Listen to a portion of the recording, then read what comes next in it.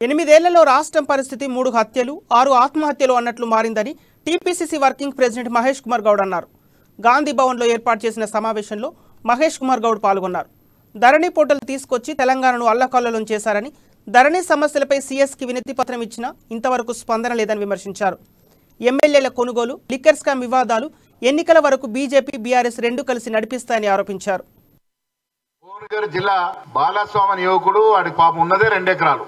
ఎంత బుద్ధి తక్కువతనం అంటే 0.8 టీఎంసీతో రూపకల్పన చేసిన బస్వాపూర్ రిజర్వాయర్ ఉన్న ఫలంగా 11 టీఎంసీకి పెంచేశారు. అసలు కాళేశ్వరం ప్రాజెక్టే ఒక దండగ ప్రాజెక్టు, పనికిరాని ప్రాజెక్టు. కాళేశ్వరం ప్రాజెక్టు 10 సార్లు ఎత్తిపోసే తప్ప మల్లన్న సాగర్ నీళ్లు రావు. ఎత్తిపోసి ఇద్దామంటే ఎకరానికి 40,000 రూపాయల కరెంటు కాలుతో మీ అధికారులు చెప్తా ఉన్నారు. ఎకరానికి 40,000 కరెంటు కాలేటటువంటి నీరు తెచ్చుకునే అంశం మరి ఏ విధంగా ఇది వైబుల్ అవుతుందో, ఎందుకు ఈ ప్రాజెక్ట్ రూపకల్పన చేశారో, 1,20,000 కోట్లు గోదావరిలో ఎందుకు పోశారో ఇది కేసీఆర్ కుటుంబం జవాబు చెప్పాలి. బీజేపీ నాయకులు చాలా సార్లు అన్నారు కాళేశ్వరం ప్రాజెక్టు డిజైన్ అనేది ఇంకా కొనసాగుతూనే ఉంటది.